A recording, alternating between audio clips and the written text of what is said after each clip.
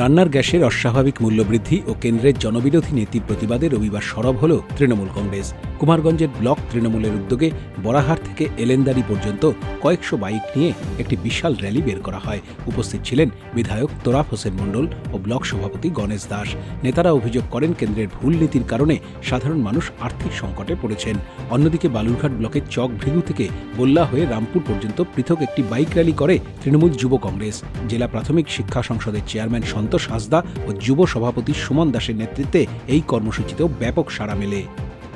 আজকে আমরা বিজেপির বিরুদ্ধে, বিজেপির অপপ্রচার, গ্যাসের দাম বৃদ্ধি, আজকে তেলের দাম বৃদ্ধি, রান্নার গ্যাস মানুষের নাগালের বাইরে, এগুলার প্রতিবাদে এবং এসআইআর নিয়ে মানুষকে হয়রানি।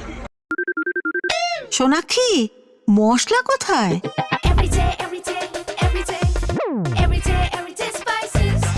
এভরিডে মশলা, দেশের স্বাদ।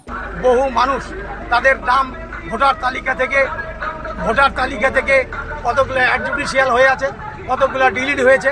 এর প্রতিবাদে আজকে কুমারগঞ্জ ব্লক তৃণমূল কংগ্রেসের ব্যবস্থাপনায় নির্দেশে আমাদের তৃণমূল কংগ্রেসের ঐতিহাসিক যোগদানে আজকে আমাদের তৃণমূল কংগ্রেসের বড়াহাট থেকে সাফানগর হয়ে আমাদের এলন্দারি পর্যন্ত যে ঐতিহাসিক র্যালি, সেই র্যালি সম্পন্ন হলো।